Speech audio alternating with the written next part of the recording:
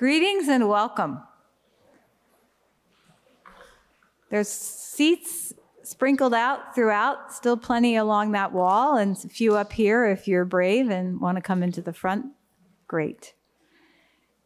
My name is Antoinette Burton. I'm a professor of history here at the University of Illinois and director of the Humanities Research Institute. HRI is honored to be the home of Interseminars, which many of you will know is a multi-year experiment in graduate education funded in part by the Mellon Foundation.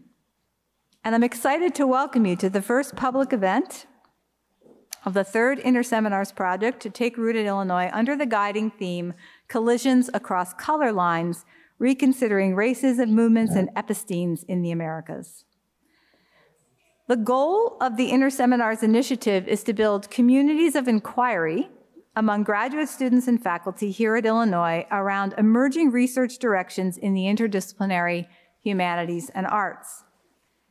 This cohort, designed at the outset by a group of interdisciplinary scholars, faculty conveners, Professors Eric McDuffie, Gilberto Rosas, and Gisela Sin, began last summer in an intensive immersive experience with 9 graduate students in the humanities and arts from across the university.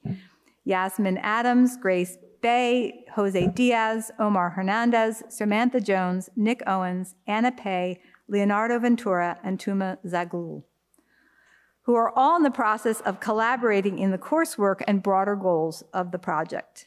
If we could just have a round of applause for that third Interseminars group.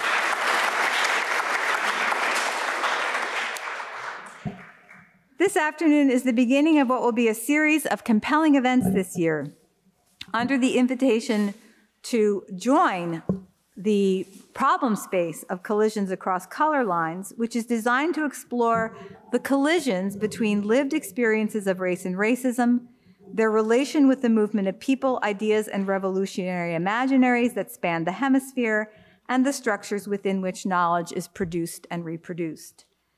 The conveners envision collisions as a productive lens for critically exploring how activists, artists, and other intellectuals reckon with the regional epistemes and remaking of race and racism as they relate to anti-Blackness, anti-indigeneity, the vexed and complicated position of other impoverished and racial mestizo or other brown communities, particularly migrants and those otherwise crossing international boundaries, and related formations of oppression, gender, and sexuality, foremost among them.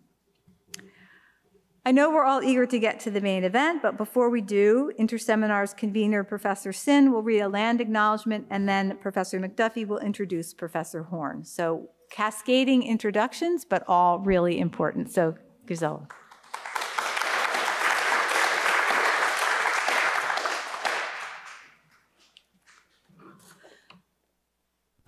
Good afternoon. I'm Gisela Sin, and I'm one of the conveners of this third Interseminars. And I would like to begin today by recognizing and acknowledging that we are on the lands of the Peoria, Kaskaskia, Piankashaw, Wea, Miami, Mascoutin, Odawa, Sook, Meskwaki, Kickapoo, Potawatomi, Ojibwe, and Chickasaw nations. These lands were the traditional territory of these native nations prior to their forced removal. These lands continue to carry the stories of these nations and their struggles for survival and identity. As a land-grant institution, the University of Illinois has a particular responsibility to acknowledge the peoples of these lands, as well as the histories of dispossession that have allowed for the growth of this institution for the past 150 years. We are also obligated to reflect on and actively address these histories and the role that this university has played in shaping them. This acknowledgement and the centering of Native peoples is a start as we move forward for the next 150 years. Thank you. Eric?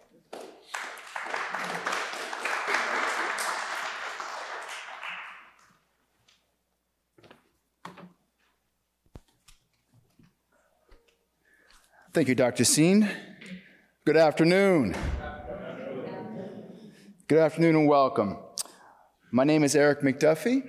I am an associate professor of African American Studies and History at the University of Illinois at Urbana-Champaign. On behalf of my inter-seminar co-conveners, Professor Gilberto Rosas, Gisela Sin, and graduate fellows Jasmine Adams, Grace Bay, Jose Diaz, Omar Hernandez, Samantha Jones, Nick Owens, and Ann P. Pei, Leonardo Ventura, and Tuma Zanklu. It is my sincere pleasure to welcome you to this afternoon's talk by Dr. Gerald Horne. Unfortunately, Dr. Rosas is unable to attend today's talk. Before I introduce Dr. Horne, I would like to acknowledge that our inter-seminar and today's talk would be impossible without the incredible support from HRI. Thank you, Professors Antoinette Burton, Siobhan Somerville, Jenny Davis, and Nancy Castro, and the entire HRI staff for your support, guidance, and patience. We very much look forward to working with you over the next 12 months. Now to the introduction of today's speaker. For many of us in the room, Dr. Gerald Horne needs no introduction. However, for those of you who are unfamiliar with him and his work, here goes. Dr. Horne holds the Moores Professorship of History and African American Studies at the University of Houston, Texas. His research, grounded in history, African American studies, Africana studies, and African studies, has addressed issues of racism and a variety of relations involving labor, politics, civil rights, international relations, and war. He has also written extensively about the film industry, sports, and culture. Dr. Horne received his PhD in history from Columbia University and his JD from the University of California, Berkeley, and his BA from Princeton University. He has held faculty and fellowship positions at St. Lawrence College, the University of California, Columbia University, University of North Carolina, University of Hong Kong, and University of Zimbabwe, among other institutions. A fellow Midwesterner. Yes, he is. He grew up in Jim Crow-era St. Louis, Missouri, and he spent considerable time as a young person in East St. Louis, Illinois, among other places across the Prairie State. Dr. Horne is the author of more than 50 books and 100 scholarly articles and reviews. He has published on average 2 to 3 books a year for more than 20 years. Some of his latest books include, and I didn't go to the gym, but this will work for today just in terms of its weight. Some of his latest books include The Counter-Revolution of 1836, Texas Slavery and Jim Crow and the Roots of U.S. Fascism, 2022. I Dare Say, a Gerald Horne Reader, 2024. And Armed Struggle, Panthers and Communists, Black Nationalists and Liberals in Southern California through the 60s and 70s, 2024. His next book projects include a study of slavery in Washington, D.C. and slavery in North Africa. In addition to his academic publications, he is a regular guest on countless Black radical and progressive podcasts and media outlets in the United States and around the world, including the Activist News Network, which features a weekly international hour titled Around the Horn. If I may, and I know Dr. Horne is very humble, but I will say this. Dr. Horne, and this is not an understatement, Dr. Horne is one of the preeminent Black historians of our time and one of the tallest trees in our forest. His work is rooted in the Black radical intellectual tradition of W.E.B. Du Bois, Paul Robeson, Claudia Jones, Eslanda Robeson, Shirley Graham Du Bois, William L. Patterson, Louise Thompson Patterson, and Alpheus Hunton. And as some of you know, Dr. Horne has written biographies on W.E.B. Du Bois, Paul Robeson, Shirley Graham Du Bois, and William L. Patterson.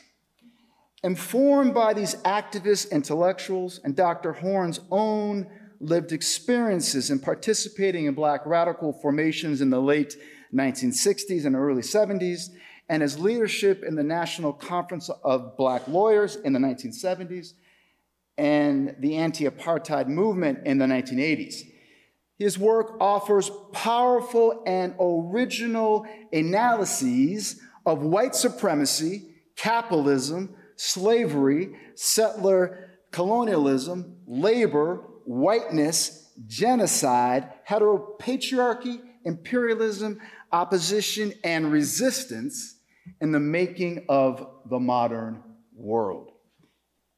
Even more, at a moment when colleges and universities across the United States are suppressing, surveilling, and silencing students and their allies in protests against troubling events across the Middle East, Dr. Horne is unapologetic and vocal in speaking out against U.S. and Western imperialism in Africa and elsewhere, Zionism, and the genocide in Gaza, and spiraling violence in the occupied West Bank, among countless other places. Indeed, his work embodies the motto of African American studies: academic excellence and social responsibility, and the demand by the Nigerian British transnational feminist scholar Amina Mama that scholarship on Africa must be committed to countering global hegemonies and to advancing African liberation. One last point. Dr. Horne's work, and surely his talk today, contains important lessons, especially for students, but for all of us. That is the importance of being informed. The importance of being informed, and in recognizing how the local and global are inextricably connected, even when these connections may not be apparent. Dr. Horne is a consummate reader of books and newspapers. The man, the brother, reads like a maniac. I will share very briefly with you two examples that speak to this point. I will never forget seeing Dr. Horne reading stacks of newspapers, I mean stacks of newspapers, in the lobby of a hotel at the Association for the Study of African American Life and History. It's almost, I dare say, to borrow his expression, you expect to see Dr. Horne holding court in a library of a conference, again, with stacks of newspapers from across the world. And I should also note that yesterday he sent HRI an email requesting or asking where he could purchase copies of the New York Times and the Wall Street Journal near campus. After I picked him up from the airport, and we had a great conversation, we're talking politics, this and that. And then he said out of the blue, "Did you get me, or will you be able to get me copies of the New York Times and Wall Street Journal?" And Omar, you took care of that, right, brother? All right, fantastic, fantastic, fantastic. So that said, I could go on and on and on, but I'll stop. The title of today's talk is Armed Struggle, Reflections on U.S. History through my latest book. Without further ado, I dare say, Dr. Gerald Horne.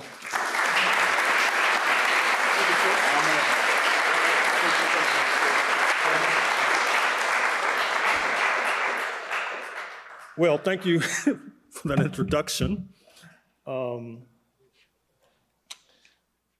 First of all, I'd like to thank the Humanities Research Institute and their exceedingly competent staff, and especially Professor McDuffie for arranging my visit. We all look forward to the imminent publication of his field-defining book on the Garvey movement, soon to be published by Duke.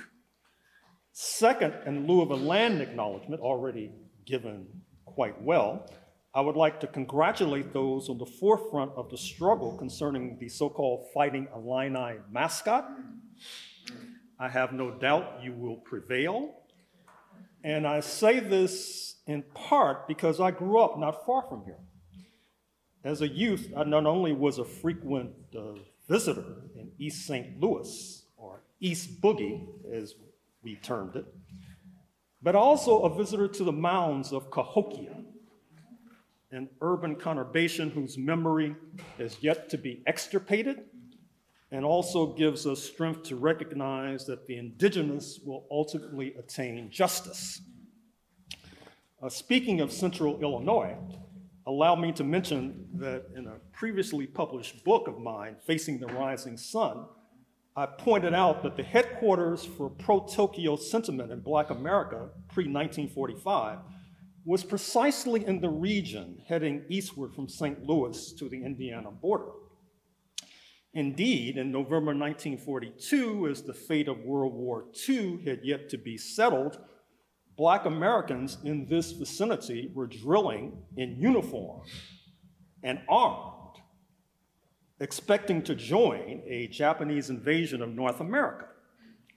This leads to two wider points. Because of the often forbidding correlation of forces that Black Americans have had to face, this necessitated reliance on external forces, such as that aforementioned Tokyo example, not to mention the allied point that the enemies of Washington were not necessarily our enemies, too, a lesson too often forgotten today.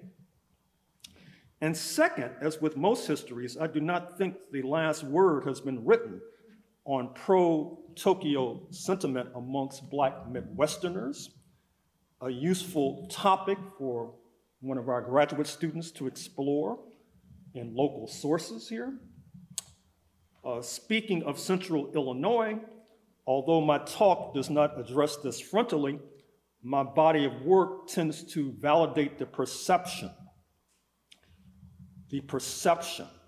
that slayings of those like Sonia Massey in Springfield, Illinois, and Michael Brown in Ferguson, Missouri, Africans slain at the hands of officers of the state, is hardly accidental, but flows inevitably from the anti-Blackness that accompanied the construction of slavery and white supremacy, and likewise will be circumscribed ultimately when opponents of this carnage organize more adroitly in the international community.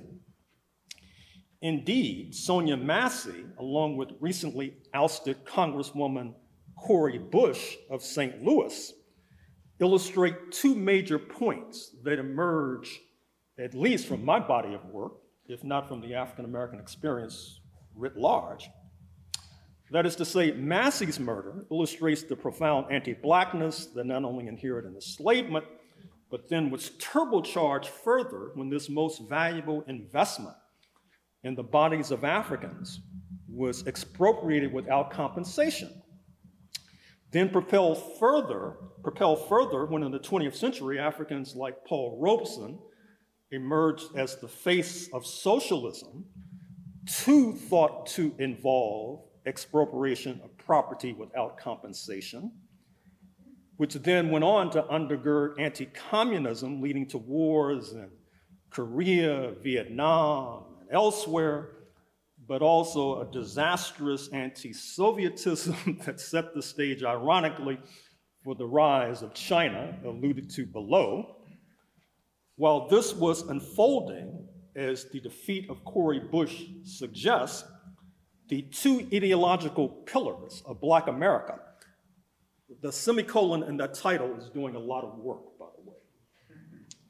The two ideological pillars of Black America, Black nationalism and liberalism, as reflected in the NAACP, the Congressional Black Caucus, and some of your unmentioned neighbors due north in Chicago, have been remarkably inconsistent, if not quiet, in confronting global challenges, be it in Ukraine, China, the crisis in Zimbabwe, the crisis in Venezuela, the alliance of Sahel states, the China-Africa summit, the Egypt-Ethiopia crisis, the crisis of Nippon Steel. I mean, I could go on for the next 45 minutes in that vein. Ironically, the quiescence of dominant Black sentiment in foreign policy has empowered the hawks in the Democratic Party, allowing Trumpistas to pose as anti-war, just as the neo-Nazi Alternative for Germany just did successfully in the recent Federal Republic of Germany elections. We are undergoing a major stress test as we speak, as the man who received 75 million votes in 2020 has morphed from calling his major opponent Laughing Kamala to Lying Kamala before lighting on Comrade Kamala, which is the label he will seemingly adhere to, bringing echoes of this oft-neglected tie between anti-Blackness and anti-communism. In that vein, I would also like to salute the University of Illinois Press, with whom I published 2 books. I'd be remiss if I did not mention my local connection. A leading publisher with whom I look forward to collaborations in the future. Now, with that introduction, let me now provide my reflections. And this is really from the opening page of this book. It was June 1971 in Algiers, the intriguing Mediterranean city in North Africa, featuring a plethora of whitewashed buildings, then the major site of the major international legation of the Black Panther Party headquartered in California. It was in Algeria where party leaders Kathleen Neal Cleaver and Donald Cox were to be found conferring with a diplomat from the embassy of then socialist Czechoslovakia. The readout was explicit. The US militants were seeking, quote, Model 61 automatic machine pistols, ideally suited to the conditions of our struggle in the urban areas, unquote. Also desired were, quote, silencers, unquote. These Panthers had been, quote, informed, unquote, that the diplomats, quote, government supported the liberation struggles of all peoples, unquote, so why not back those in the citadel of imperialism? They were told by the diplomats that, quote, they would do whatever they could to aid us, unquote. Fellow exile Panther Pete O'Neill, originally from Kansas City, recalled that, quote, the North Vietnamese embassy, unquote, in Algiers, quote, also gave us money and some guns, unquote. Certainly the Panthers were well armed. According to then Panther leader Elaine Brown, by the 1970s in the vicinity of Oakland, they had, quote, literally thousands of weapons, large numbers of AR-18 and AR-18 short automatic rifles, 308 scope rifles, 30-30 Winchesters, 375 Magnum, 30 Callender Garand, M15s and M16, submachine guns, M59 Santa Fe Troopers, anti-tank guns, innumerable shotguns, grenade launchers, suitcases, trunk loads, closets full of pistols, boxes and boxes of ammunition, crossbows and arrows, grenades, unquote. And of course, it was also suggested that they could get tanks if need be. She added that by, quote, by August 1974, her party was, quote, the only armed revolutionary organization operating, unquote, in the United States, unquote. By then, she said the Southern California chapter, quote, warehoused large arsenals and, quote, was completely underground, unquote. This riveting development was partially a product of a peculiar culture of the United States fueled by the notorious Second Amendment to the US Constitution, as detailed by Andrew McKevitt in his UNC Press book, Gun Country. Post-1945, the United States became home to nearly half of all civilian-owned firearms in the world. There were more weapons than citizens. As the Panthers began to get their hands on these guns, this led to the pioneering 1968 Gun Control Act. But as they faded into the sunset in the 1970s, this presumed incongruity with the fabled Second Amendment to the US Constitution lapsed into oblivion accordingly. The foregoing provides a taste of this book, which is at least premised partially on a number of my previous books. For example, in recent years, I've published 2 books concerning settler colonialism in North America in the 16th and 17th centuries. This term, settler colonialism, has barged its way into the US vocabulary in light of the heroic campus protests of 2024 concerning war crimes and US support for same and historic Palestine. Inevitably, unless we seek to normalize the invasion and genocide in North America in recent centuries, we must begin applying this descriptor, settler colonialism, to what is now the United States of America. Parenthetically, a premier collection on this fraught topic, edited by a Pulitzer Prize winner, by its own description focuses on European colonial projects in Africa, Algiers, South Africa, and expansionist efforts by the Japanese in Korea and Manchuria, to the Germans in Poland, and to the historical trajectory of Israel-Palestine. But conspicuously missing is the heavyweight champion of settler colonialism, speaking of the USA.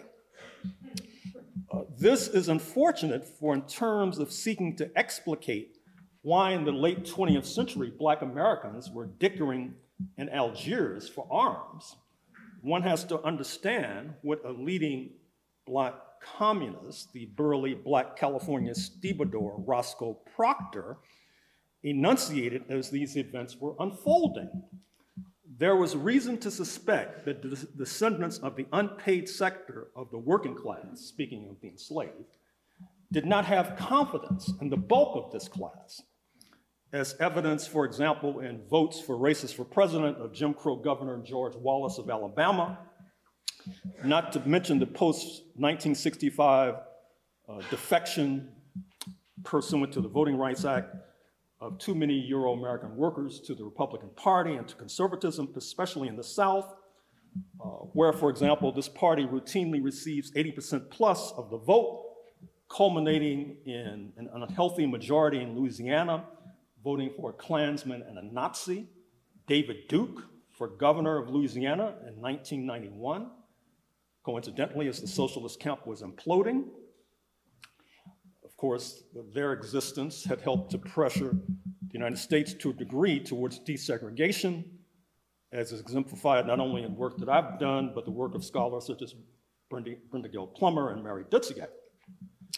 In other words, as my 16th century book pointed out, when assaying London's invasion of what was termed North Carolina in the 1580s, their first foray into establishing settlements on this continent, this was a class collaboration from the onset, with the elite in London sponsoring a multi-class coalition of settlers, shopkeepers, workers, etc., that ultimately led to depopulation of the indigenous and mass enslavement of the Africans.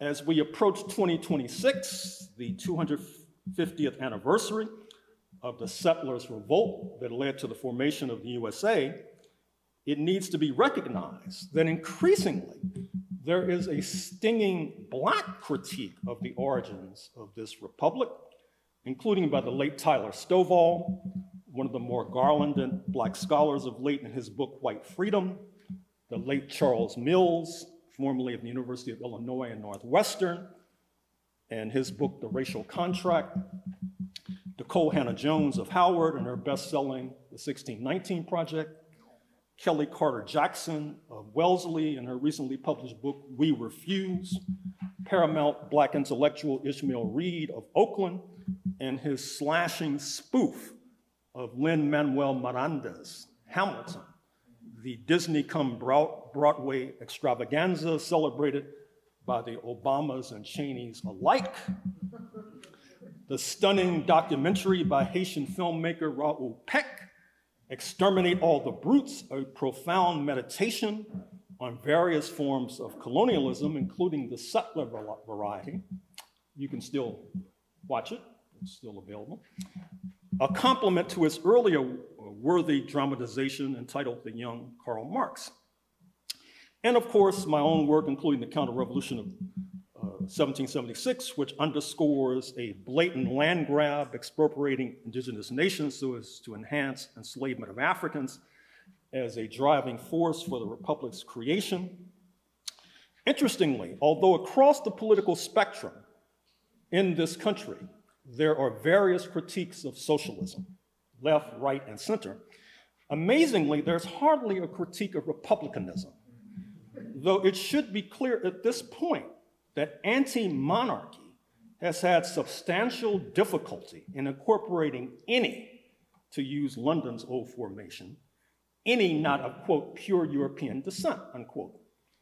The best that can be said in this context is that the construction of whiteness in this republic has been exceedingly capacious, not only incorporating those who had been warring on the shores of Europe, especially Catholic versus Protestant, and Christian versus Jewish, and English versus Irish and Scots, and British versus German, German versus Pole, Pole versus Russian, Serb versus Croat, Italian versus French, but also Christians from beyond the shores of Europe, such as those of Lebanese Christian descent, such as Ralph Nader, and even those of Egyptian Christian origin, African whites, in other words. Excuse my pronunciation. The Kotb, K-O-T-B, woman on the Today Show, was the comrade of Jenna Bush, the president's daughter. Perhaps understandably, this analysis not only eluded the Panthers, hampering their ability to develop an analysis of capitalism that can undergird armed struggle or radical transformation, but even self-described scientists of society, those who call themselves revolutionaries, who persisted in celebrating slaveholders such as Thomas Jefferson, while somehow neglecting an analysis of settler colonialism. Class collaboration, as noted, inhered in settler colonialism in North America and was epitomized again on January 6, 2021, when a multi-class formation, including CEOs flying in on private jets, shopkeepers, working class military veterans, D-class elements, and the like, descended upon Washington, D.C. in order to prevent a peaceful transfer of power. And of course, we might have a rerun a few months from now in January 2025. Of course, despite contradictions from time to time, such as slave-owning Cherokees, or the reality that the last Confederate general to surrender in June 1865 was a Cherokee, the relations of the unpaid sector of the working class was not always consonant with that of working class settlers who leaned towards expropriation of the indigenous. Whereas more typical of Black people's relationship with the indigenous, I would like to think, was our 19th century alliance with the indigenous of Florida, which led to some of the bloodiest conflicts the United States government was involved in before Vietnam. Moreover, when the Panthers materialized in Algiers in 1971 in search of arms, they were emulating the colonial Marines and the Carolina Corps, defectors from the unpaid sector of the working class, who about 200 years ago, under the Union Jack, under the British flag, during the War of 1812, routed US forces, with some aiding in the burning of the White House in August 1814, sending President James Madison and his garrulous spouse, Dolly, fleeing into the streets, one step ahead of the posse. With many of the liberated Africans, it was estimated that 4,000 Africans were liberated as a result of this conflict. Then boarding British vessels and sailing to freedom in Trinidad and Tobago, where their descendants continued to reside. This tumult is dealt with extensively in my book, Negro Comrades of the Crown, and I'll be elaborating on this topic in a book to be published next year, entitled Slavery's Capital, on slavery in Washington, D.C., Maryland, Virginia. and perhaps in an envisioned book dealing with Black Canadians. In some, as my recent work increasingly has stressed, there has been a fundamental mismatch, or contradiction, if you like, in the US working class, with the unpaid sector not only often having interests not in accord with other sectors, but much more prone to engage in class struggle, epitomized by the Haitian Revolution, 1791 to 1804, a signal class victory over labor exploitation, prefiguring similar occurrences in the 20th century, versus the class collaboration. January 6, 2021, 1991 Louisiana gubernatorial election, and Teamster leader Sean O'Brien addressing the GOP convention in Milwaukee just a few weeks ago, and other examples too numerous to mention.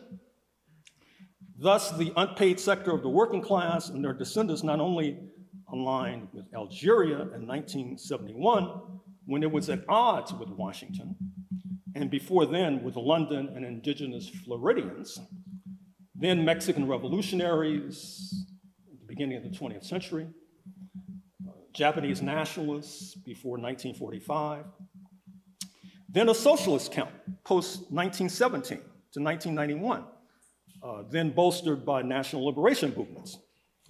The problem, amongst others, as my work on the Red Scare has sought to demonstrate, speaking of the anti-communist upsurge post-1945, including the book at hand, Armed Struggle, is that the trade-off was the clipping of the wings of our most internationalist forces in order to gain anti-Jim Crow, anti-racist concessions.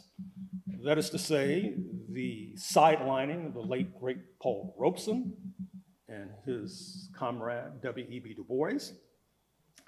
By the way, I get chills on thinking that I'm now walking on the grounds once trod by Yolanda Robeson when she matriculated at this campus more than a century ago. Then, of course, after the Red Scare and the sidelining of Robeson, Du Bois, Yolanda Robeson et al., there was the battering of the Panthers in the 1960s and the 1970s. That is to say, this dearth of internationalism that we see today, which is afflicting us so tremendously, is not accidental. It has been compelled. This has led to the current political dilemma for both Black Americans and their allies, wherein our leadership and organizations have not necessarily been in the forefront of pressing global concerns, and those that have, such as Congresswoman Cori Bush of St. Louis, defeated because of her support for Palestinian resistance, millions were spent in order to send her to a crushing defeat. And given the prevalence of class collaboration, this hampers the ability to bolster our global alliances that have been our saving grace historically, which leaves us in a very tough position. As the saying goes, class collaboration US style is the highest form of white supremacy, just as white supremacy is the highest form of class collaboration. My book, the book at hand, also underscores the violent anti-Jewish bigotry that was prevalent, especially during the time of Earl Warren's tenure as governor of the Golden State in the 1940s to the early 1950s, where he then leapfrogged to become Chief Justice of the United States of America and led the writing of the opinion saying that the US Jim Crow was unconstitutional, believe it or not, circa 1954, which set us into this present era in which we now find ourselves. However, as governor of the Golden State, it was Governor Warren who, of course, led the charge for the internment of Japanese Americans and their property confiscated for no reason other than their happening to be of Japanese ancestry. You may want to ponder why German Americans and Italian Americans were not treated similarly. And of course, it was Governor Warren who was in power when you had the relentless fly-specking of Jewish Americans, especially Jewish American communists.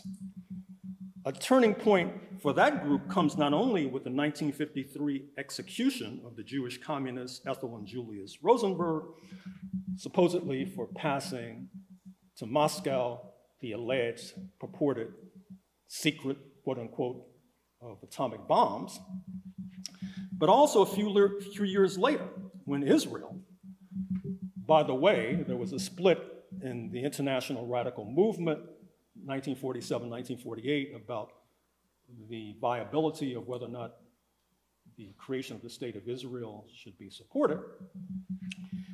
But a few years later, in 1956, Israel was simultaneously involved with France and Britain in the attack on Nasser's Egypt, the consequences of which transformed for decades the foreign policies of Britain and France, and Israel was also involved that same year in the transmission of revelations about the misdeeds of Soviet leader Joseph Stalin, recently passed away, whose picture, by the way, graced the wall of Panther leader Eldridge Cleaver's office in San Francisco. The constellation of these forces served to drive numerous Jewish Americans from the organized left, as it weakened the organized left, which too created a vacuum in the struggle for socialism, opening a door for the rise of the Panthers. The internationalism of the Panthers was an outgrowth of their positioning as a halfway house between Black nationalism and the struggle for socialism. The latter is reflected in the fact that the precocious teenager with the two long arms, two long weapons, who graces the cover of my book, Jonathan Jackson, 17 years old at the time, who led the assault on the Marin County Courthouse in August 1970, ostensibly to free his older brother, George Jackson, from prison. As a student at Pasadena High School in Southern California, he edited a newsletter, Iskra, homage to the Bolshevik Revolution of 1917, which had a publication of the same name. Of course, his brother George Jackson, before his tragic slaying a year later, stated that the central element of his mission was to give the struggle for socialism a Black face. I recall from our political education classes in the Bay Area, believe it or not, I was living out there in 1970. Part of the syllabus was not only Russian radicals like Plekhanov, but we were also deeply influenced by the British Marxists, including Cornforth, Dutt, Wattis, Pomeroy. Indeed, there's a through line in this stretching back 2 centuries to the correspondence between paramount leader Henri Christophe, Haitian leader Henri Christophe, and British abolitionist Thomas Clarkson. Their correspondence has been published, it's still worth reading. And the companion reality that Black abolitionists such as Frederick Douglass were similarly shaped by their British counterparts in the 1840s, to the late, great Paul Robeson confiding that in order to understand his turn towards socialism, one should look to his almost 2-decade exile in London, as much as his fluency in the Russian language being influenced by the aforementioned Cornforth, Dutt, Wattis, the British radical tradition. We also read Rosa Luxemburg and Clara Zetkin and Claudia Jones and Cabral and Fanon and Govan Mbeki, father of second South African President Thabo Mbeki, frequent foil of Mandela during their joint tenure and imprisonment on Robbins Island. I mentioned in this book that while teaching at Vacaville Prison during my early years in Berkeley, I lent my prized copy of the book by Frederick Engels, The Origins of Family, Private Property, and the State, to an inmate then known as Donald DeFries, soon to gain notoriety for his accused role in the kidnapping of newspaper heiress Patty Hearst. Of course, he went up in flames in the early 1970s as a result of a shootout with the LAPD and his leadership of the Symbionese Liberation Army. Of course, my book was never returned, a lesson about lending out books. I note this to suggest that the current historiography of Black power, which groups the Black Panthers within this rubric, though the leaders themselves, as the book suggests, did not see themselves in that way. Future studies on Black power should engage in reformulation and take note of the reality noted above. The intra-class mismatch, as now analyzed, as noted by Roscoe Proctor, also contributed to one of the more significant theoretical deviations by the Panthers, the positing of the lumpen as the motive force in their revolutionary movement. They adapted this apparently from a book by Karl Marx, The 18th Brumaire. In the reader that Eric mentioned, I have a lengthier analysis of this question of the lumpen. But suffice it to say that in some ways, their attraction to the lumpen was propelled in no small measure by their lack of confidence in the US working class, for reasons already alluded to, because they conflated the lumpen with the unemployed, when actually it would be more precise to conflate the lumpen with either large organized crime families or smaller lumpen such as drug dealers. And of course, this also led to one of their most significant mistakes, that is to say, the elevation of pimping, which is now a part of the vocabulary in this country, doing heavy work as noun, verb, and adjective. And of course, it has not been helpful in the struggle against male supremacy, to put it mildly. And this tendency is also reflected culturally in certain forms of popular music. This trend also reflects the peculiar culture of the Southland, Southern California, as noted, after the destruction of the Panthers, feeling the vacuum where street organizations, often paramilitary in character, denoted as gangs. They were a response to the extraordinary explosion, not only of police terror by the notorious LAPD, but also a phenomenon that either myself or one of you should write about. And that is the systematic use of arson to engage in what could euphemistically be called aggressive gentrification. That is to say, burning out Black families systematically from neighborhoods so that they would be forced to move. This was a routine part of the landscape in the Southland.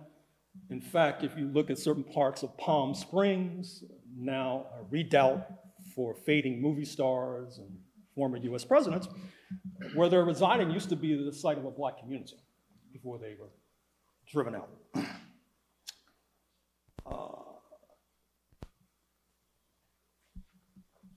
In other words, in assessing why at a certain point some African Americans found it necessary to pick up the gun, one should look not only at police terror, but other forms of terror, such as arson, for example. And of course, families will oftentimes go up in flames in their homes as a result of arson.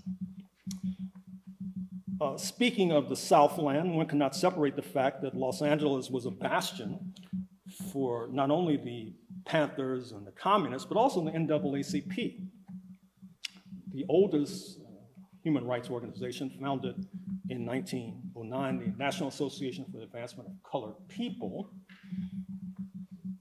All of these aforementioned organizations relied heavily upon substantial donations from Hollywood.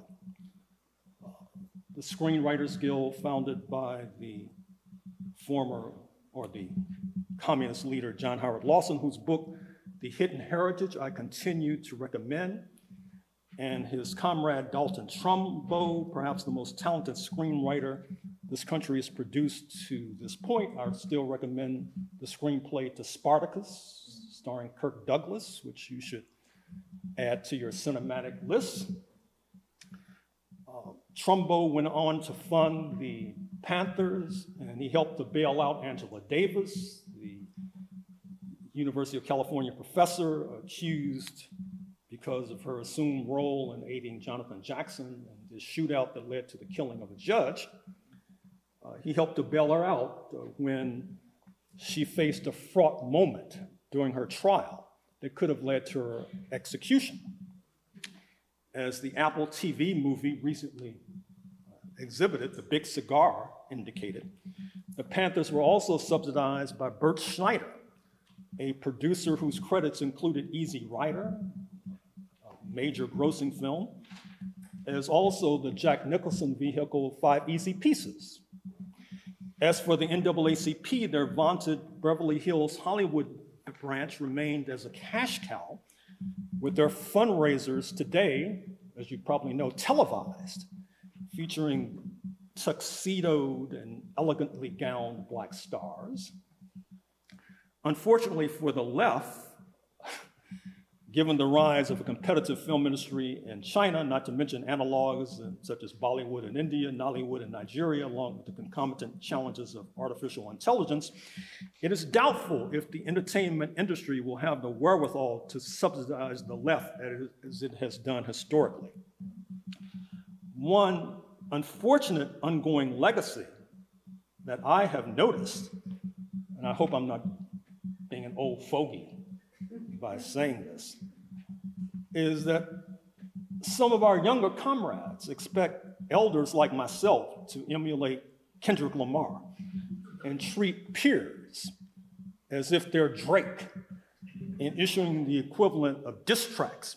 In other words, I notice this tendency of some of our younger comrades, they're very much into beefing,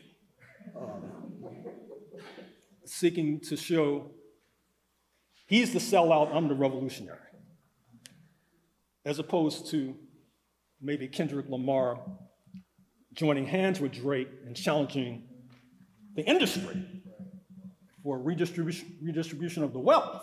I mean, that's what I would tell them.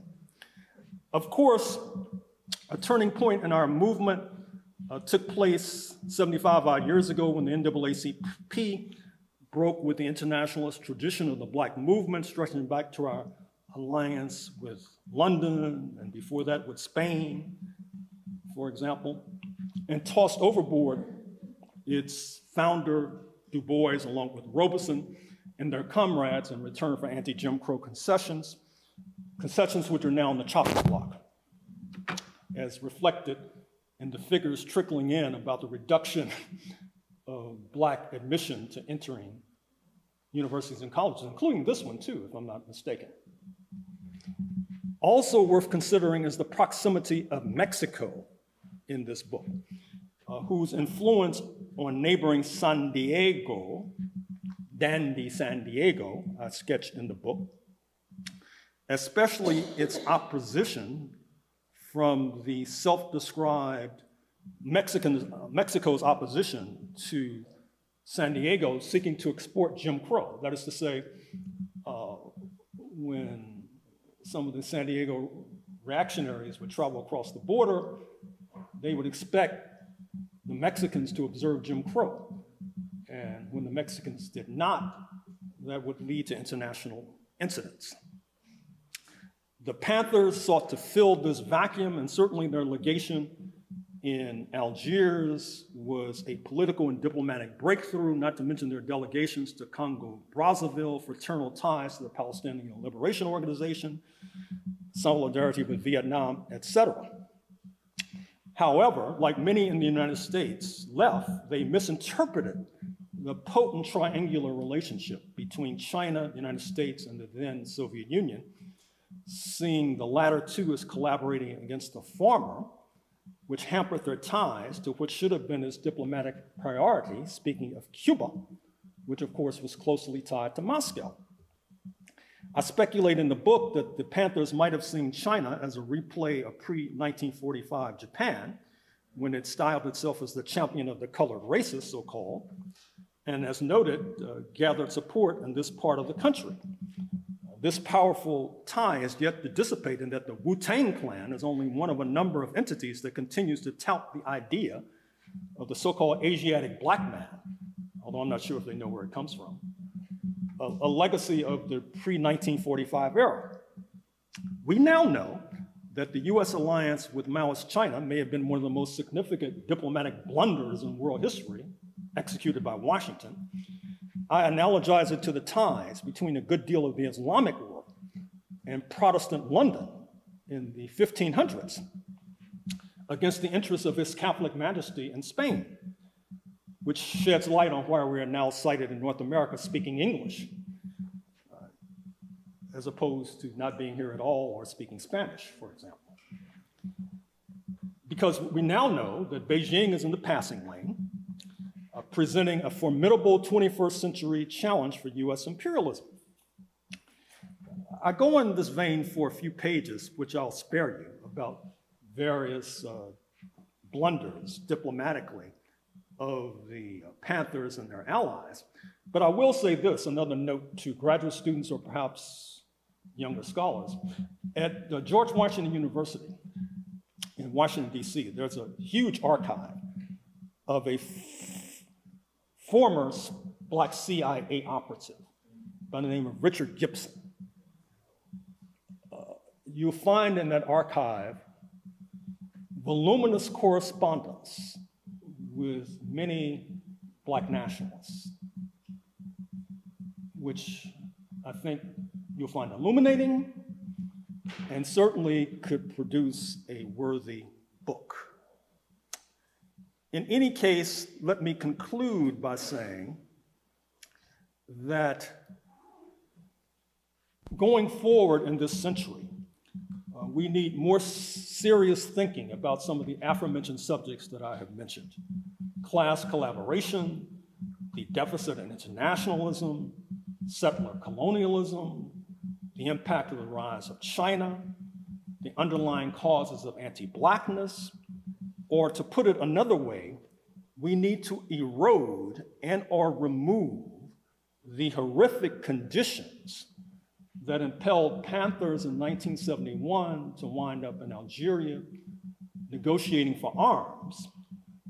Because if we do not erode and or remove these underlying conditions, you will see future generations of younger Black Americans going abroad to negotiate for arms in order to forcibly remove the underlying conditions that drove them to this point. Thank you for your attention.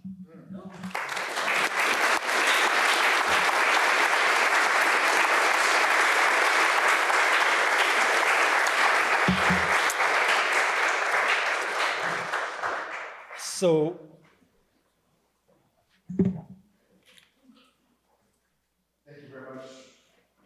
thank you, Dr. Horne, for your very powerful talk. We've got plenty of time for questions, comments, responses.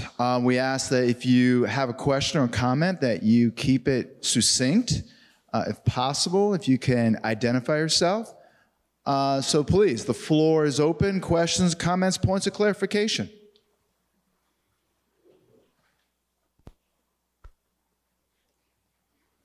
I could go on reading pages that I skipped over. There's a question in the back.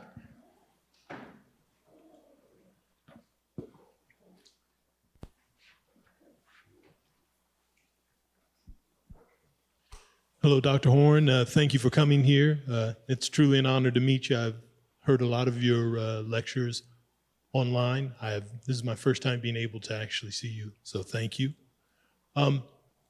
As someone I'm from the Midwest, but has spent over 30 years in California, 20 of them in Northern California. Do you feel that the situations that are happening like in Oakland, as we speak right now, and with Black people within the state, as in they had that AB Bill 1840 where they were actually going to give money to people who weren't citizens, but at the same time, they weren't bringing up something that could have given reparations to citizens who had been historically discriminated. Do you see all of this? Forgive me, I'm giving a little bit of a wide question, but do you see the cyclical manner, I guess, with a lot of it? Well, thank you for your question. Since you've lived in Northern California, for those of you who may not be familiar, although what I'm about to say could be said for many Black communities, the Black folks in California are not doing very well, I mean, generally speaking. Housing costs are unsustainable. Even though it has a large population numerically, their percentage is dropping.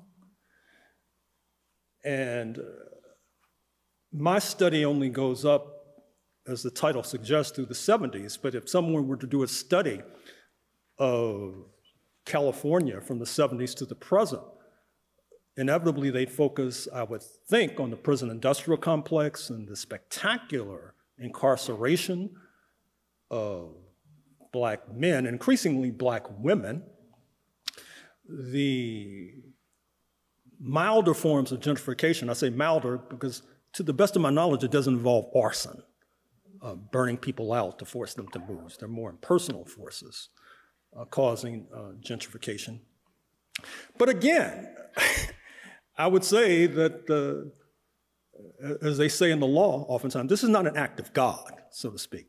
I mean, this is a product of political forces, wrong political choices, compromises made by the NAACP in the 1950s, which cut us off from a global community. I mean, for example, the reparations bill that you mentioned, I still don't understand how, in a political context in the United States, where, as noted, there's an attack on affirmative action, DEI has become a slur, diversity, equity, and inclusion, and yet there's an apparent feeling that reparations can be accomplished without internationalizing the question.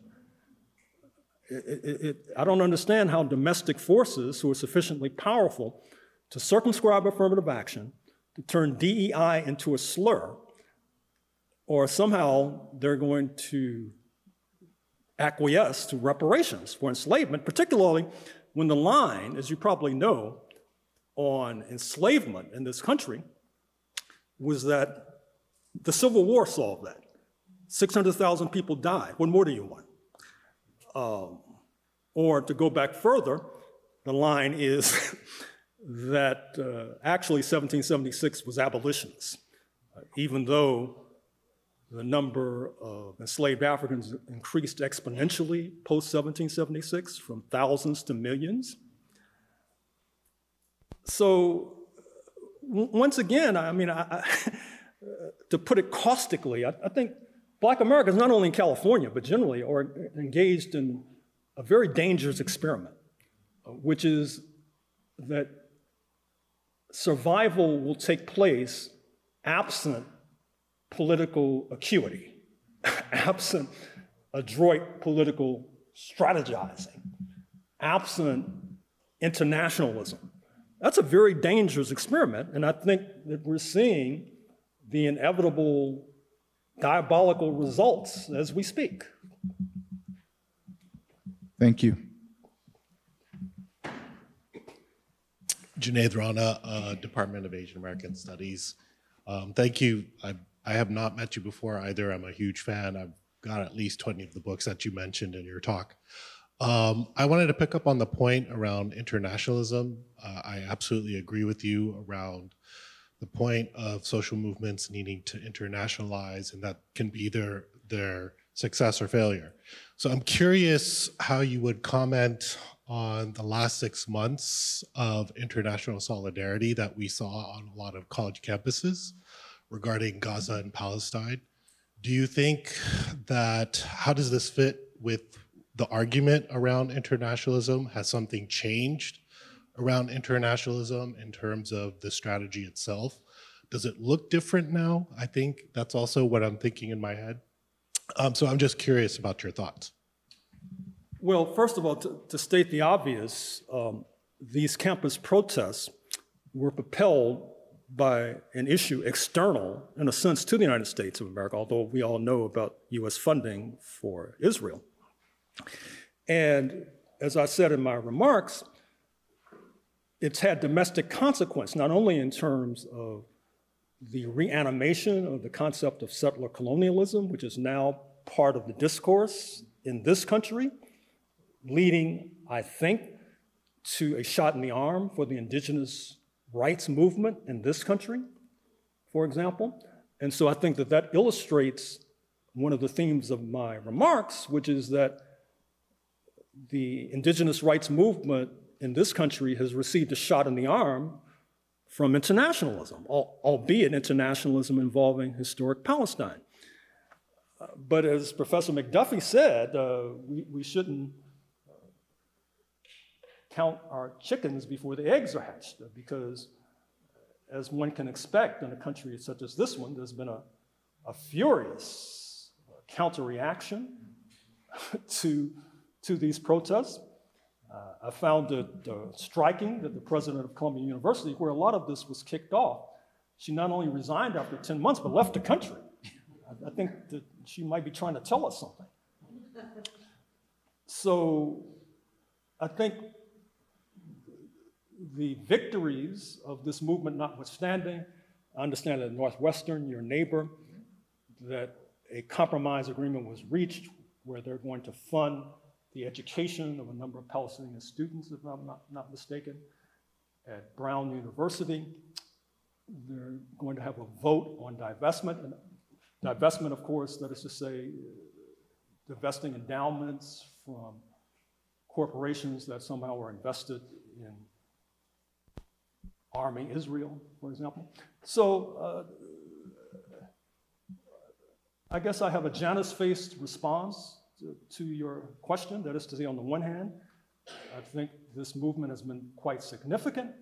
But on the other hand, the last chapter has not been written. And it would be premature to declare victory. I mean, as they say in the United States, to spike the football at the 10-yard line. I mean, that would be a gross political blunder. There's a question up front and perhaps more questions.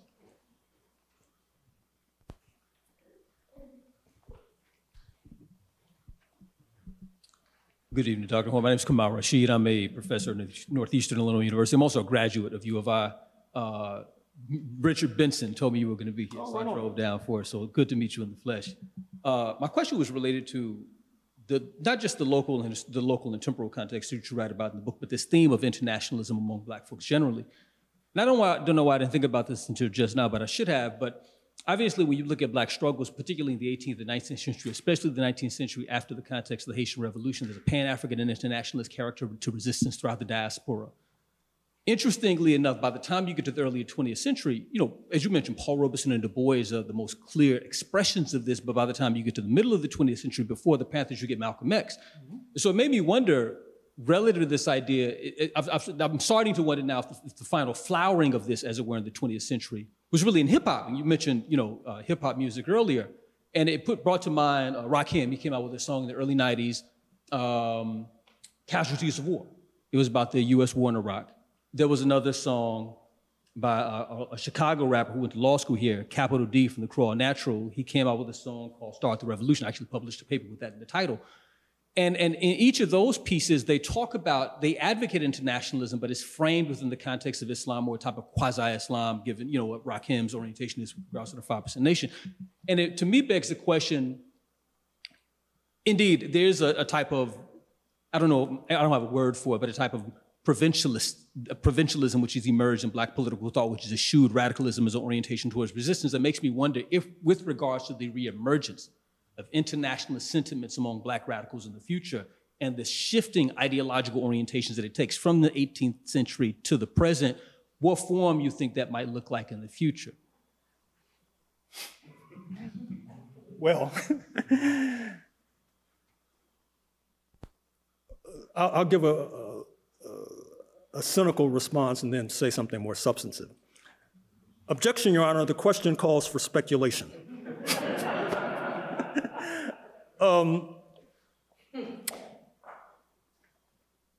Well, certainly, one of the points I make in this book is that you can not ignore the fact that post-1945, there has been an exponential increase in the allure of Islam amongst many Black Americans. Of course, it has roots pre-1945. Indeed, certain scholars have suggested that if you look at the African slave trade, that a significant number of the enslaved came to North America as Muslims. And of course, you've had the uncovering of writings in the Arabic script, particularly in North Carolina, from the days of slavery. As a matter of fact, Rihanna Gittins, the prize-winning composer, has done an opera based upon one of these enslaved Africans who was writing in the Arabic script. I would also say that there tends to be a seesaw in movements. That is to say that I don't find it coincidental that as the socialist left began to decline, that Islam gained in popularity, because I think that many Black Americans were looking to latch on to some sort of international force. Islam was certainly an international force. Once again, it bespeaks, I think, their lack of confidence in a purely domestic strategy. So I would imagine that that trend is going to continue. Part of what I skipped over in my prepared remarks was precisely on this question.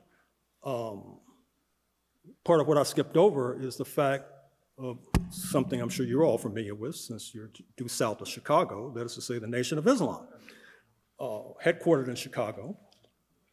And I mentioned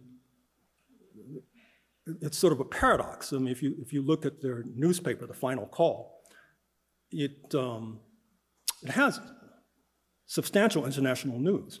But as a person who's oftentimes quoted in the Final Call, I find it striking and remarkable that the people who are quoted are oftentimes people of the left, such as myself.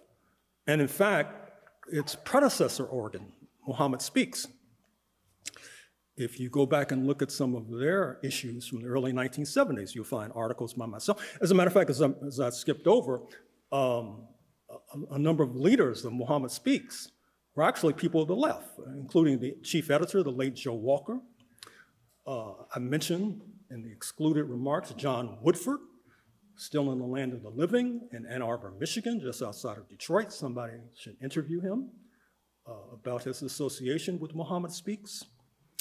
And of course, also his journeys to pre-1979 Afghanistan and covering the war in Afghanistan, post-1979, when the United States got heavily involved, leading to this outrage today, in today's Afghanistan, where it's the most blatant form of gender apartheid on planet Earth, which is a complete and total turnabout, as John Woodford could tell you, about what formerly transpired in Afghanistan before all of this external interference. So I would just say in summary that going forward, I expect, unless I'm missing something, I expect internationalism in the Black community, to the extent that it arises, to proceed on these dual tracks. That is to say, a certain kind of socialist-oriented track and a certain kind of Islamic-oriented track. And I think that one of our challenges is to somehow find the intelligence to avoid beefing, for lack of a better word. Great, thank you. Thank you. I'm Mariam Kashani in Gender and Women's Studies and Asian American Studies. I kind of wrote a book about your answer to the last question. But I guess my question is, because of the research I did for my book, a lot of Black Panthers who became Muslim, and my book's about Northern California, I'd really love to hear you talk more about the question mark in your title. I'm assuming it's in the book, but I'd really love to hear you talk about it. Yeah. Well, in the book I also allude to the fact that a number of the Black Panther leaders, their fathers were Christian pastors, and B, a number of those who left the Black Panther Party and are still active are now Christian pastors, particularly in the Southland. They're leading flocks for example. With regard to the question mark is it's doing a lot of work. I mean, I'm sort of asking a question. I also have the question mark because the book, as anyone who's looked at it will acknowledge, doesn't wholly and exclusively deal with the question of armed struggle. I mean, in my excluded remarks, I talk about the distinction between and amongst armed propaganda, such as the Panthers invading the Sacramento legislature in May 1967, armed self-defense, which of course Malcolm X talked about, and the Panthers exhibited in December 1969 when they fought back against a raid on their headquarters, and then armed struggle, which was not necessarily the leading factor in terms of their political struggles. So the question mark is also hopefully meant to get the potential reader to recognize that this is still a question. Because, as I point out in the book, if you look at slavery, I mean, there was John Brown's raid in October 1859 in Western Virginia. There was Nat Turner's revolt in August 1831. There was the Haitian Revolution. In an oft-neglected episode in the 1920s, there was Dr. Sweet of Detroit, who fought back with arms in hand against a home invasion. That's another form of terror that I could have gone into, home invasions, which led directly to the formation of the NAACP Legal Defense and Education Fund, which is still with us. So the question mark is there for a number of reasons. Hi, my name is Akuya Nkansa Mankra. I am a grad student at UIC. I have a couple of questions. So I really appreciate what you were saying about NAACP. I Googled it while you were talking. Apparently there were 60 founders, 7 of whom were African-American. And you were mentioning that there was a shift, it seems like a shift in leadership in terms of certain people being pushed out of the organization. And so I'm curious about what you've learned in regards to who was pushed out and I guess like the shifts in NAACP's dynamics. My second question is around Huey P. Newton in terms of, recently I've been trying to engage with his work, and something that I find really remarkable is his framework of reactionary intercommunalism versus revolutionary intercommunalism. And so I think the reactionary intercommunalism has been useful for understanding, the standing of the US as a global power. And so I'm curious about your perspective on his framework of revolutionary intercommunalism in regards to this call that you're making around having a more internationalist lens in the US. Well, with regard to your first question, so the NAACP was compelled to engage in a purge. W.E.B. Du Bois, in the first instance, who had returned to the organization in 1944 when the NAACP was in a different political climate given the anti-fascist war, and he was going to be a director of foreign relations. But by 1948, the political climate had changed, and the kind of struggle that he had envisioned in league with national liberation movements and the socialist camp was no longer on the table because the NAACP was induced to throw him overboard, to throw overboard other people of that ilk. Although, as I point out in the book, there were certain chapters that did not go along, like the San Francisco chapter, led by Dr. Carlton Goodlett, a name we should recall fondly, who was a leader of the NAACP chapter in San Francisco, cooperated with the left, was a leader in the international peace movement, and somehow managed to survive in the organization, which is quite astonishing. So in sum and in short, any who were left of liberal were thrown overboard. The problem, as I point out, is that those who were left of liberal were sort of a shield for the liberals. I point out that when the Panthers were in their heyday, there were more funds coming into the coffers of the NAACP because there were those who felt that if they could be bulwarked and bolstered, there would be no need for the Panthers. Then, of course, after they were liquidated, there were fewer donations coming to the NAACP. So what they were doing was not in their self-interest. Now, with regard to Huey P. Newton, also a son of a pastor, a Christian pastor, I do agree that his concepts of revolutionary intercommunalism was a way to put his brand on a long-term trend, which is internationalism. And I bear him no grudges for inventing a term to which he could attach his own name, because as the saying goes, a rose by any other name is just as sweet. All right, thank you. Folks, we've got about 10 more minutes, so I think what we'll do is maybe we'll take a couple questions at a time. Again, we definitely want to hear from as many people as possible, certainly students, and certainly we have some of my undergraduate students here, so we might, ask you to speak. But folks, again, questions, we'll take a few questions at a time.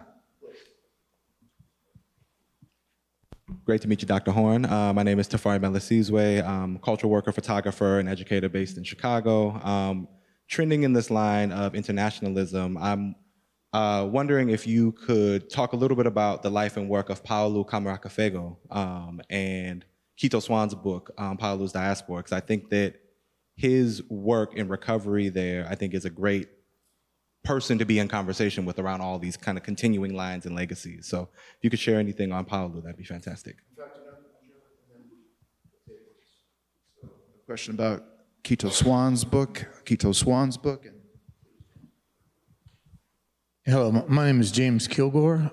I formerly taught at the university. I work in the community with First Followers, which is an organization of formerly incarcerated folks. But over the course of my years, from the time I lived in Oakland in 1970, like yourself, I've done a lot of work with solidarity movements for the liberation movements in Southern Africa in particular, but other parts of the world. And I'm wondering, given the title of your book, I'm wondering kind of it's kind of a broad question, but what's your kind of assessment of armed struggle as a political strategy? Because we've seen places like Zimbabwe, like South Africa, where armed struggle has maybe not given us all the results we were hoping for in the solidarity movement. And do you see that as a pathway for the future? Is there a critique of it? I know that's not the subject of your book, but I know you know the whole world, really.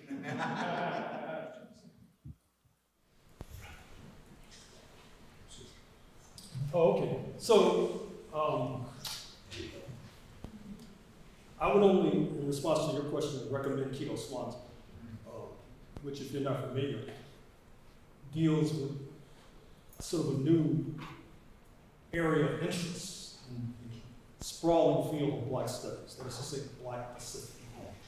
And I tried to make an early contribution to this field by writing a book called The White Pacific, which deals with Fiji, deals with Hawaii pre the U.S. takeover, deals with the post-1865 trade, slave trade, to be blunt, in Melanesians and Polynesians being dispatched to Queensland, Australia, to work in agriculture, not unlike the ancestors of some of us.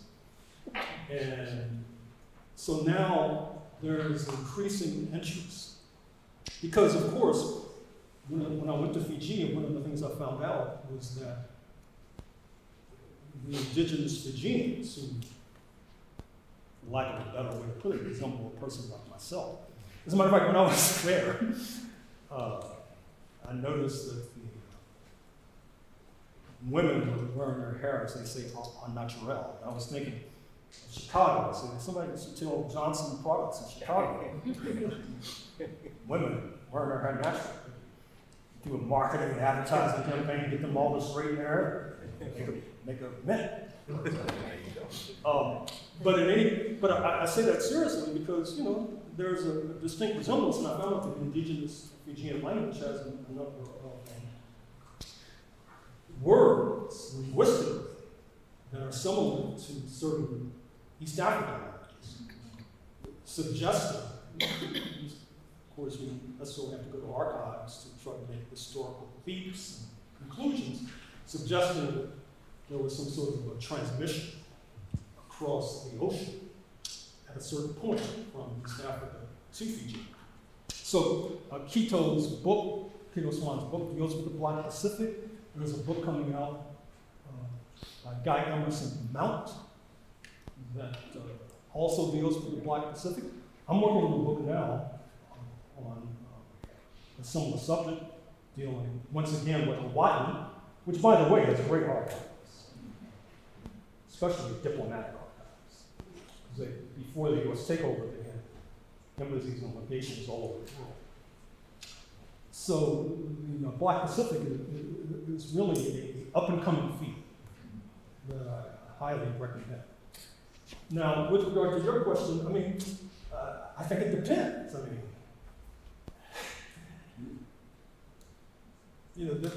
a lot of people in this country have been writing about impending fascism. Madeleine Albright, the late Secretary of State, one of her final books was Fascism and Warning.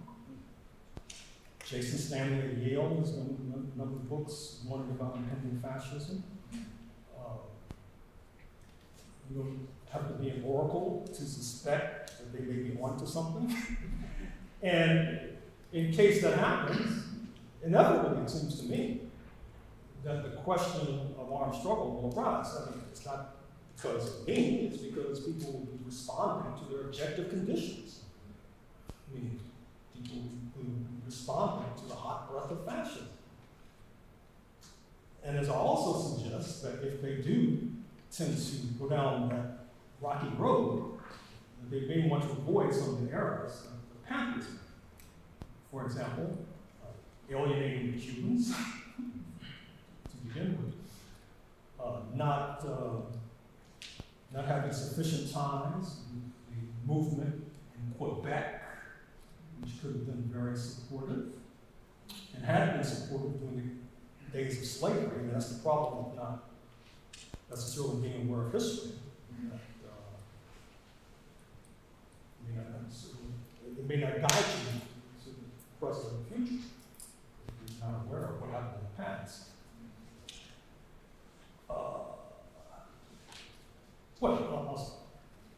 And I think there was a hand over here. Was it Cam? And Cam, we might let this be the last question. We'll see. Professor Horne, thank you. Thank you so much for your lecture. It was really informative. My name is Cam. I'm a graduate student, very humbly advised by Professor McDuffie. You said something really fascinating about white supremacy being the highest form of class collaboration. I would really, really appreciate you expounding on that. Well, it goes back to what I was saying about the first London foray. Well, it is the first London foray, and to try to set up settlements in the 1580s in North Carolina. As I talk about in my book, Down in the Apocalypse, which goes to the 16th century, it was a class collaboration's enterprise from the inception. That is to say, winners in London sponsoring this multi-class formation with dual goal, with the initial goal of taking land from the indigenous, and from that small acorn mighty oak grew, whereby the land then was taken progressively across the continent. I mentioned another book, it might have been number one, Texas, that if you look at the removal of the euphemism of the Native Americans in the 1820s from the southeast quadrant of North America, for example, the state of Georgia, where the Cherokees oftentimes collaborated with the settlers. I mean, they enslaved Africans, they converted to Christianity, they engaged in sedentary agricultural pursuits. They developed a vocabulary, an alphabet, published newspapers, bilingual newspapers, which were still used for research. They still had to go.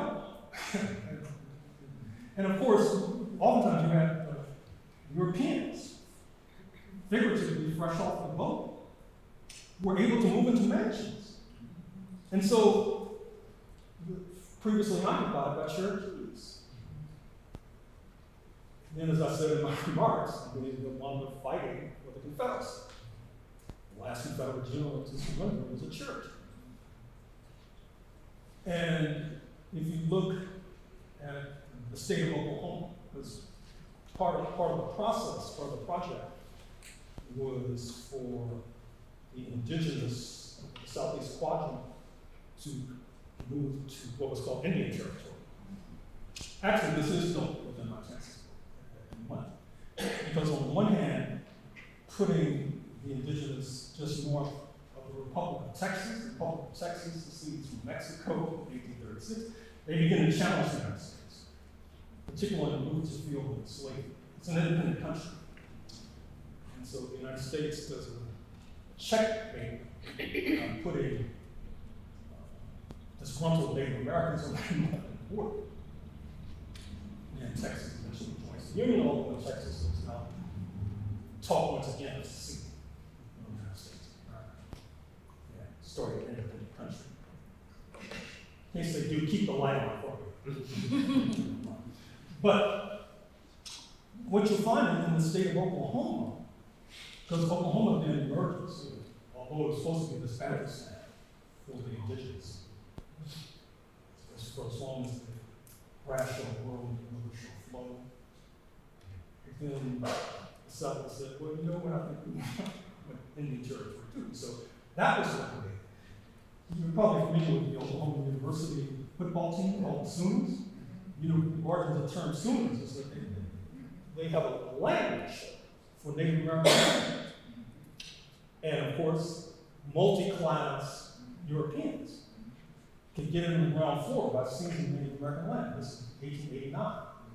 And the Sooners were one of those who jumped the gun to go claim the land that was supposed to be the land of the Native Americans, as long as the river shall flow and the grass shall grow. And so then, after the land was seized, you had Oklahoma enter the Union in 1907. Of course, one of the first pieces of legislation taken up by the legislature was the Jim Crow law.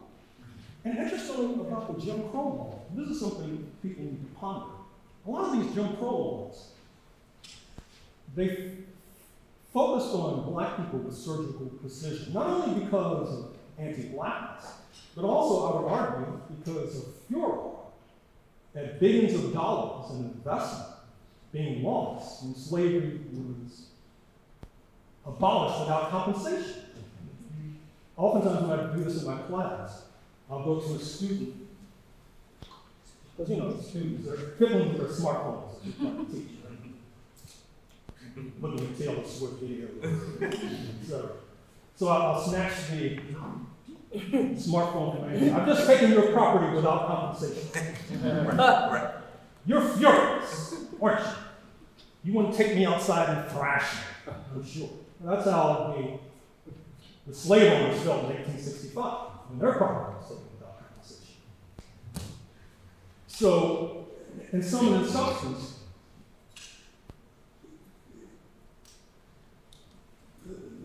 there were many Europeans across class lines who did enjoy the so-called American dream. They were able to get Native American land. I mean, I don't think you can begin to understand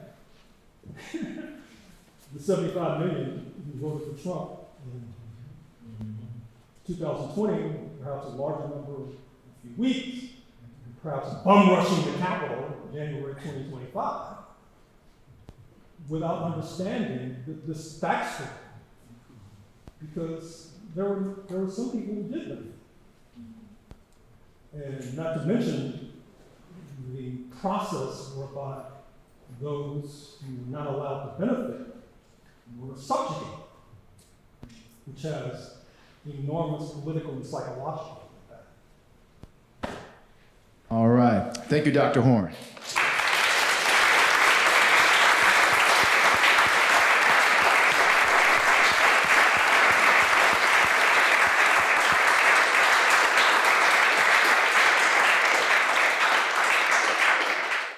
We state these facts only to let you know that those of us who are revolutionary, Pan-Africanists, is not because we love revolution. It is historically determined, and we have no alternative but to follow history and to use history for the benefit of our people.